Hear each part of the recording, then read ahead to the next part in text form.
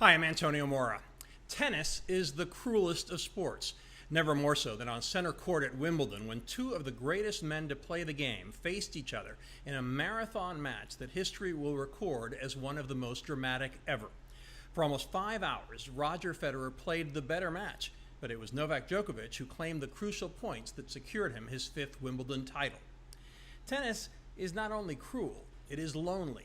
Despite tens of millions of people watching on television and 15,000 sitting steps away, Federer and Djokovic were on their own. No coaches, no teammates, no caddies to advise them, just the two players dressed in white and isolated in a sea of grass, fighting a brutal battle not only against their opponent, but also physical and mental fatigue.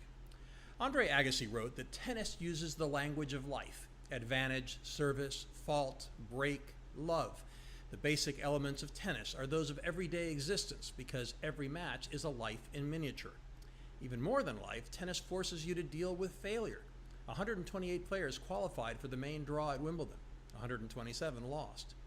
Like life and the sea, the championship match ebbed and flowed from joy to sadness, highs to lows, hope to despair, the thrill of victory and the agony of defeat, with both players at different times seeming to be the certain victor. Those fortunate to have seats to witness the classic match overwhelmingly rooted for Federer, the most beloved player ever. Author David Foster Wallace wrote one of the best-known essays on tennis, titling it Roger Federer as Religious Experience. Federer's faithful worshipped at the center court altar, the site of his greatest victories, exploding with excitement when their hero seemed on the verge of making history yet again. But Djokovic broke their hearts, fighting off match points when Federer's serve, one of the most effective of all time, failed to seal the match at 8-7 in the decisive 5th and final set.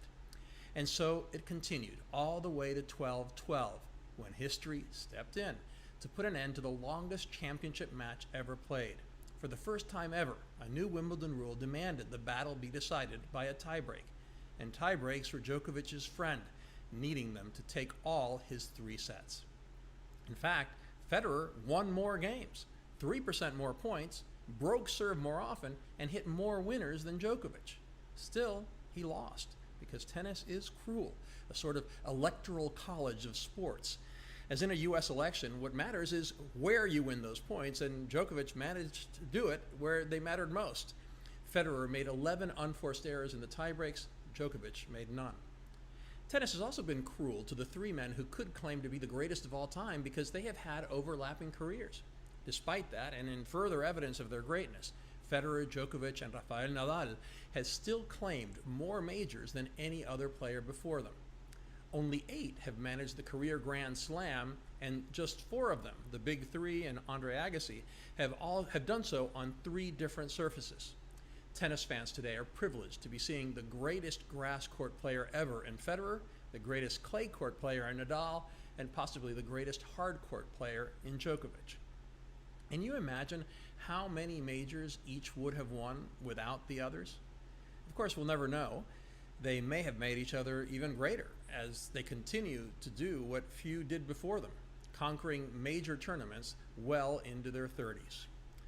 Tennis is especially cruel to Djokovic, who may win everything, but knows he will not win the hearts of tennis fans as long as Federer and Nadal are on the court with him.